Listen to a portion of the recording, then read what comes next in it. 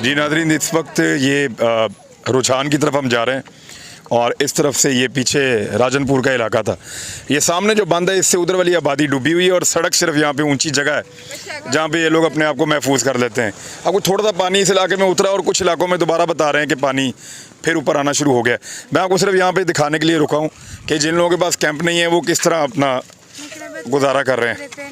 ये ऐसे चारपहियाँ खड़ी करते हैं बेचारे और चारपहियाँ खड़ी करने के बाद ऊपर दूसरी चारपाई डालते हैं। जो इनके पास कपड़े वगैरह हैं पुराने वो ऊपर फेंकते हैं और इस तरीके से ये देखें इनके बच्चे ये सो रहे हैं। ये बच्ची एक छोटी रो भी रही है, पाँव में इनके जूते भी नहीं है। सामान इनका जो है वो इनके घरों में इसी तरह रह गया। तो ये चारपाइयाँ उठा लें ला के इन्होंने इस तरीके से रख दी हैं और यही इनका साहिबान है। अब पानी से भी बचना है तो ऐसे ही बचना है और अपने आप को सरवाइव करना है तो इसी तरीके से करना है। तो इसीलिए हम बार बार आपको कहते हैं कि कैंप्स की ज़्यादा ज़रूरत है। इन लोगों को कैंप्स चाहिए और जो वाटरप्रूफ शीट्स हैं कैंप्स के ऊपर होती हैं वो चाहिए। ये क्योंकि अपने पूरे साल का राशन इकट्ठा करते हैं हमेशा, तो ये इनकी सबसे कीमती असासा इनके घर में ये होता है। ये गंदम वाला इनका बॉक्स है तो इसके अंदर ये गंदम इकट्ठी कर लेते हैं पूरे साल की। तो इसको ये ले आए हैं लेकिन ये देखें खाली है।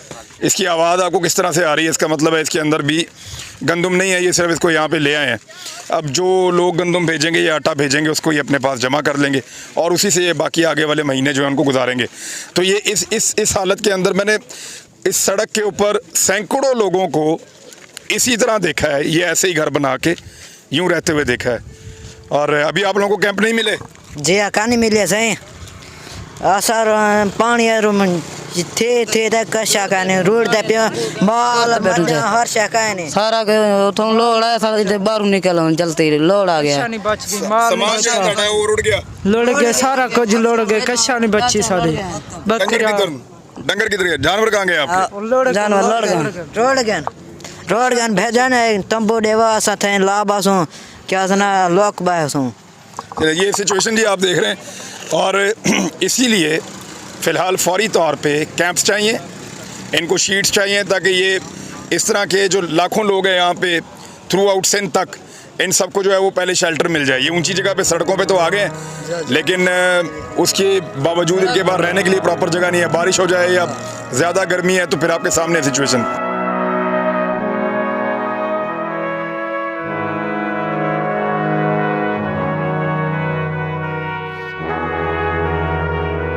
नाज़रीन, ये जो सड़क जाती है इस तरफ और यहाँ पे वो अरबियों की शिकारगाह भी है और यहीं पे बहुत सारी बस्तियाँ आबाद हैं। ये रुझान का ही इलाका है और ये जो सड़क है ये ज़मीन से कई फुट ऊंची है। ये सड़क ज़मीन से कई फुट ऊंची है। जो साइड की आबादियाँ हैं वो काफ़ी नीचे हैं। अब आप यहाँ से अंदाज़ा कर सकते हैं कि कितना ज़्यादा पानी है कि सड़क के ऊपर पानी आ रहा है और फ्लो के अंदर पानी अभी भी इस तरफ जा रहा है। ये लोग कह रहे हैं कि इस वक्त पानी उतरा है लेकिन जो एक और रेला सैलाबी आ रहा है उसके मुताबिक यहाँ मुझे लोगों ने बताया कि इनको इंतज़ामिया ने वार्न किया है कि अभी दोबारा पानी आएगा और ये फिर पानी का लेवल ऊपर जा सकता है। तो ये सड़क भी कई जगहों से टूट गई है, रास्ते में भी सड़क टूटी हुई थी। और ये मकानात देखें आप, ये सारे मकान जो हैं ये अंदर की तरफ रह गए हैं पानी के, इनका ज़मीनी रास्ता ख़त्म हो गया और ये कई फुट पानी है।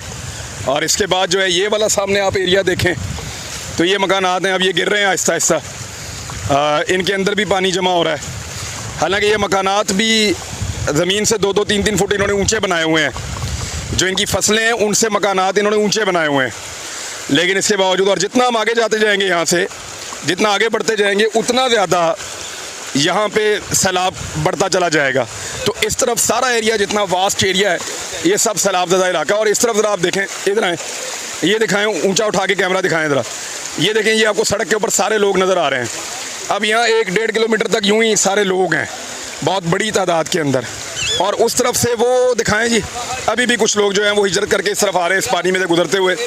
और लगातार इस पानी में से जब लोग गुजरते हैं तो उनके पाँव के अंदर प्रॉब्लम्स होती हैं और ज़्यादा लोग ये कह रहे हैं कि वो अपनी फैमिलीज़ को छोड़ कर आ रहे हैं पीछे वाले इलाकों में और वो खुद यहाँ पहुँचे हैं ताकि उनकी फैमिलीज़ के लिए वो कोई राशन ले जाएं, कोई मदद ले जाएं।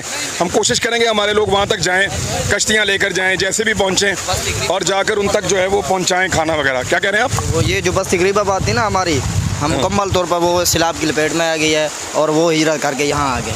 उनके लिए कोई टेंट या कोई राशन वगैरह घर बाकी है या गिर गए हैं आप? नहीं, जो मुकम्मल तौर पर गिर गए तकरीबन 3,000-4,000 करीब थी आबादी। जी 3-4 हज़ार की आबादी थी। जी बिल्कुल। वो बांध टूटा है, वो गिर गए। बचा बांध था ना, बचा बांध था, वो बचा बांध टूटा है, वो गिर गए हैं सब। हमारे सर दाने लौट गए हैं, हमारा कुछ नहीं बचा, खाने के बच्चे के लिए कुछ नहीं बचा सर।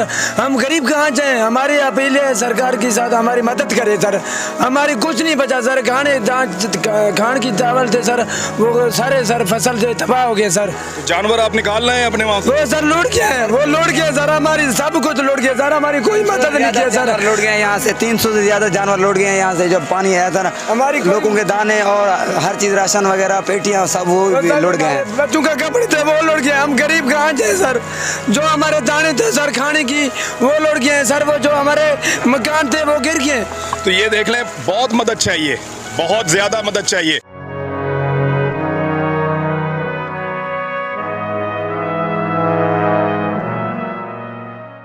यहाँ पे कश्तियों की बहुत ज़रूरत है, मच्छरदानियों की बहुत ज़रूरत है और खैमों की बहुत ज़रूरत है।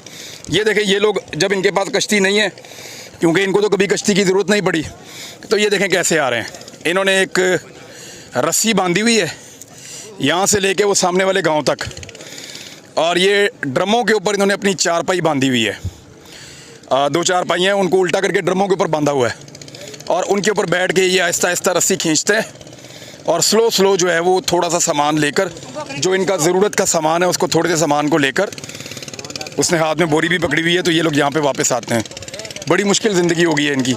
हमें मेरे ख्याल में यहाँ पे कुछ कश्तियाँ भी प्रोवाइड करनी चाहिए, और जितने भी लोग हैं जो मुखैर हज़रात को दे सकते हैं तो यहाँ पे कश्तियाँ भी दें थोड़ी सी, और साथ में इनको मच्छरदानियाँ बहुत बड़ी मिकदार में चाहिए। ये देखें यहाँ पे मच्छर हशरात ये बहुत ज़्यादा हैं। जी नाज़रीन, जिस पानी में से हम गुज़र रहे हैं इस वक्त, ये दरिया नहीं है, ना ये कोई नहर का इलाका है, ये सिर्फ बारिश का पानी है जो यहाँ पे जमा हो गया। आसपास आबादियाँ डूबी हुई हैं, वो सामने एक बस्ती है ये डूबी हुई है, उस तरफ वो सामने एक बस्ती है वो डूबी हुई है, इधर लोगों के घर हैं वो डूबे हुए हैं, और जो ऊंचे घर हैं वो चारों तरफ से पानी में घिर गए हैं। अब उनके पास जो है बाहर निकलने का रास्ता नहीं है। ये 4-4, 5-5 फुट पानी है, और ये बारिश का पानी है। यहाँ से जो दरिया है, जो मेन दरिया है यहाँ पे, वो लगभग कोई 20 किलोमीटर दूर बता रहे हैं कि वो यहाँ से है, यानी काफ़ी सारी आबादियाँ, उनके बाद ये दरिया आता है। तो दरिया का और ये बारिश के पानी का लेवल एक हो चुका है, और ये सारा बारिश का पानी है जो बंद है, बंद के उस तरफ दरिया चल रहा है, और इधर जो है ये बारिश का पानी इकट्ठा है। और लगातार बारिशें यहाँ पे होने की वजह से, जो बहुत ज़्यादा इजाफी बारिशें हुई हैं, उनकी वजह से सारे नशेबी इलाके डूब गए हैं। और ये जो सारे लोग हैं जहाँ पे अभी हम ये चला रहे हैं कश्ती, नीचे फसलें हैं, नीचे लोगों के घर हैं, कुछ घर लोगों के जो ऊंचे हैं वो घिरे हुए हैं, वो मस्जिद सामने वो डूब गई है, लोगों के डेरे, घर, छोटी छोटी बस्तियाँ सारी डूबी हुई हैं। और जहाँ से ये इस वक्त कश्ती जा रही है, नीचे यहाँ पे वो है, फसलें हैं, और ये दरखेज इलाका है और जो सारा डूबा हुआ है, ये लोगों का नुकसान है। और यहाँ के जो लोग हैं, जो इन ज़मीनों के मालिक हैं, वो बाहर सड़कों के ऊपर आपने देखा, वो बेचारों के मवेशी वहाँ पे हैं, वो खुद भी वहाँ पे हैं, उनके बच्चे भी वहाँ पे हैं, बेयारो मददगार। तो ये सूरत हाल है इन लोगों की। ये अच्छे खासे लोग थे, लेकिन अब एक बदकिस्मती से ऐसी सूरत हाल का सामना कर रहे हैं। ये आजमाइश है अल्लाह ताला की, और हम सब की भी आजमाइश है कि हम कैसे मदद करते हैं अपने हमवतनों की, अपने भाइयों बहनों की। नाज़रीन, ये इनके जो घर हैं वो अब बिल्कुल घिर गए हैं पानी के अंदर चारों तरफ से।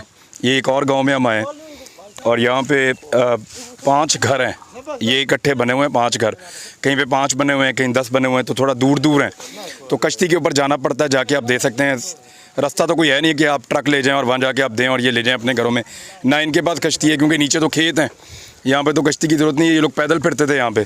तो अभी आप इनकी हालतें देख लें, अभी हमने इनको यहाँ पे इधर भी राशन दे दिया। तो जो सामान आप लोग देते हैं, थोड़ा या ज़्यादा, वो ज़िम्मेदारी के साथ हमारे दोस्त हम सब कोशिश करते हैं कि वो यहाँ पहुँच जाए, और लगातार हर शहर के अंदर जहाँ जहाँ पे तबाही है वहाँ पे इसी तरह की एफ़र्ट हो रही है।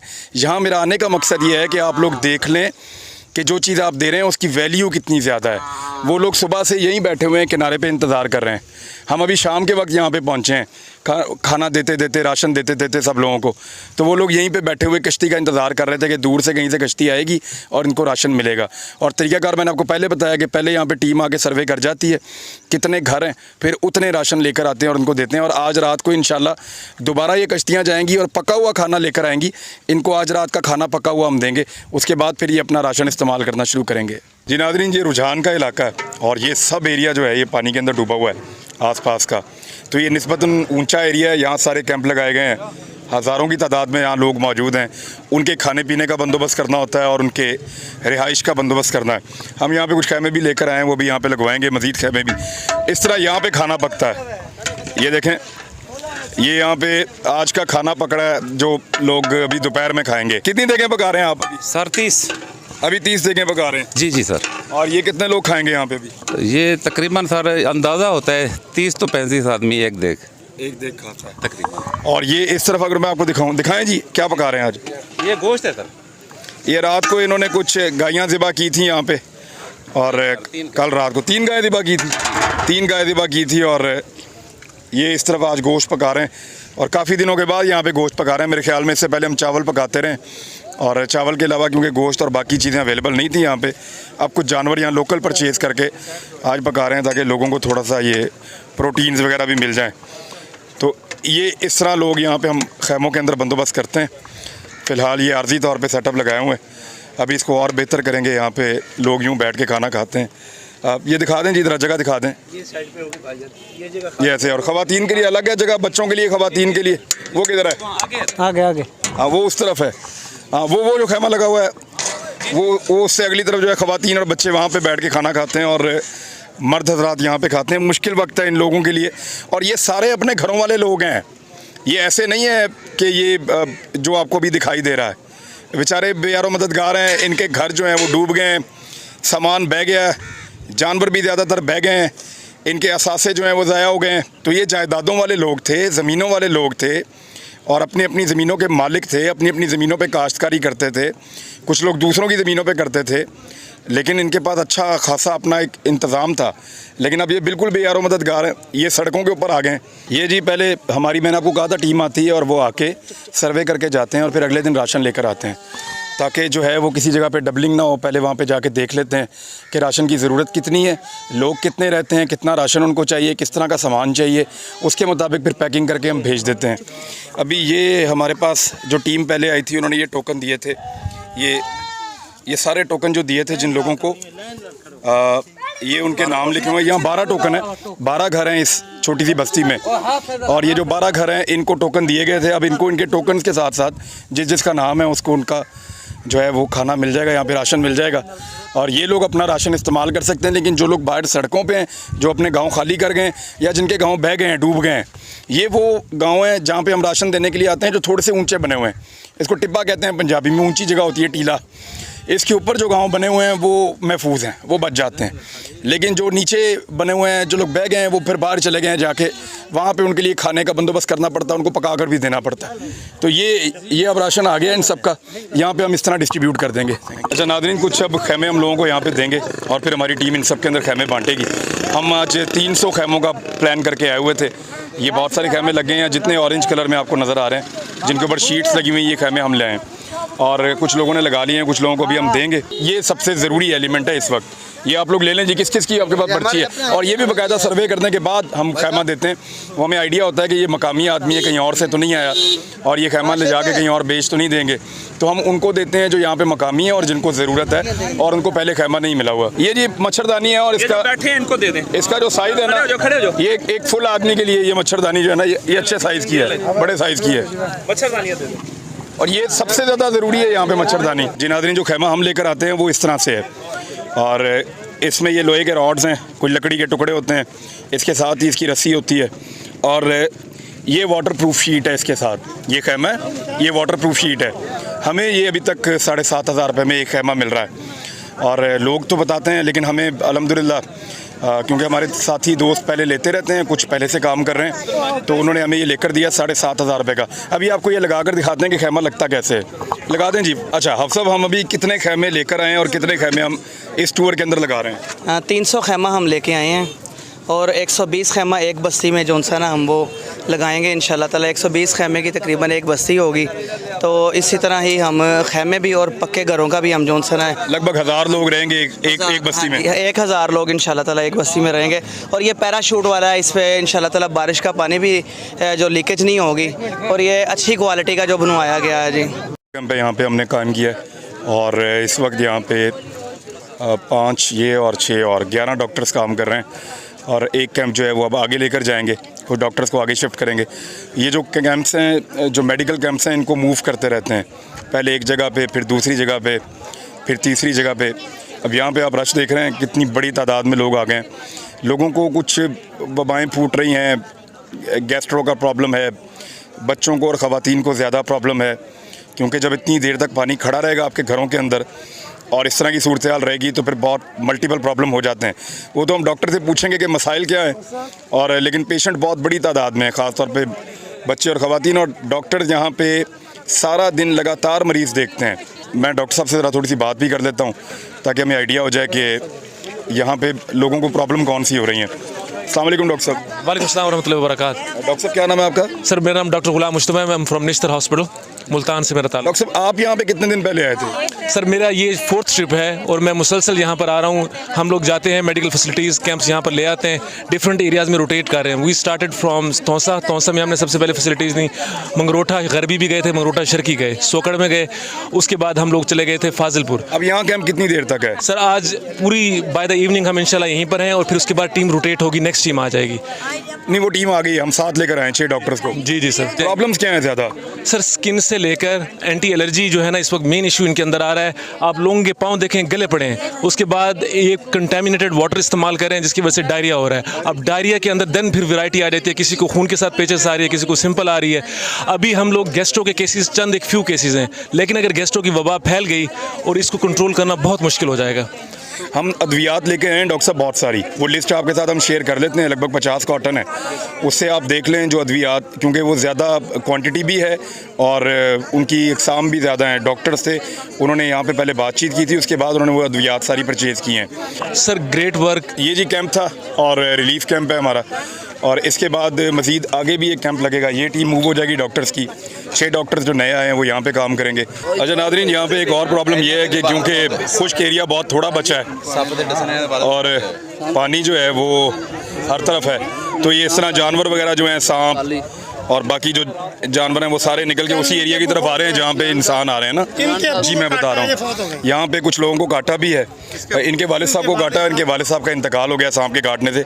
अभी ये यहाँ पे लोगों ने एक और सांप मारा है और ये लगातार ऐसे ही है। यहाँ पे रात को सांप बाहर निकल आते हैं, ज़्यादा तादाद में आ जाते हैं, क्योंकि पानी में ये जानवर नहीं रुकते, ये भी खुश्की की तरफ आ रहे हैं, इंसान भी ऊंची जगह पे जा रहे हैं, खुश्की की तरफ आ रहे हैं, तो ये प्रॉब्लम हो रहा है। क्या नाम था आपके वाले साहब का? सर शाह मुराद। और मेरा नाम दोस्त है, मैं ख्वाजा फरीद यूनिवर्सिटी रहीमर खान का स्टूडेंट हूँ, अभी 7वां सेमेस्टर है। सर सैलाब की वजह से हमारी जो बस्ती थी ना वो मुकम्मल तबाह हो गई है। 10-15 दिन से हम इधर शिफ्ट हो गए थे। कल ना मेरे अबू को सांप ने काटा, जिसकी वजह से पहले शेख ज़ैद अस्पताल लेके गए रहीमर खान, उधर ही अबू की डेथ हो गई और कल इधर जनाजा था। इसकी यह है कि पानी की वजह से जो हशरात है ना बहुत सारे निकल आ रहे हैं, बहुत जहरीले सांप निकल आ रहे हैं। आपके वाले साहब क्या सो रहे थे जब काटा या कहीं जा रहे थे? एक बाइक के नीचे, सीट के नीचे बैठे हुए थे, उधर से काटा, इधर हाथ में काटा, हाथ में आगे काटा है ये, क्योंकि यहाँ झाड़ियाँ हैं सारी और इनके अंदर पता नहीं लगता था इधर, और जहरीला भी बहुत था, बच नहीं पाए। पता अल्लाह को सब्र दे। हमें वहाँ लाहौर में बैठ के या इस्लामाबाद में बैठ के शायद लगता है कि इतने वास्ट वो पैमाने के ऊपर नहीं है, इतना बड़ा नहीं है सैलाब और इतनी बड़ी तबाही नहीं है, लेकिन जब आप ग्राउंड पे जाते हैं तो जिस तरफ आप जाते हैं वहाँ ऐसे ही तबाही है। लोगों का कुछ भी नहीं बचा है, हर आदमी जो है उसको फिक्र है कि कल मेरा क्या होगा। तो ये सारे पाकिस्तानियों ने मिलकर इनको सपोर्ट करना है। घर बड़ी मुश्किल से बनता है, बड़ी मुश्किल से बनता है, बड़े साल लगते हैं घर बनाने में। तो इन लोगों को ना सिर्फ इनके घर वापस होने चाहिए और उसके लिए मदद करनी चाहिए आप सब पाकिस्तानियों को। गवर्नमेंट ऑफ पाकिस्तान को जो बाहर से फंडिंग आई है वो प्रॉपर तरीके से इस्तेमाल करें, बल्कि हम सबको मिलकर इनका हाथ बटाना चाहिए।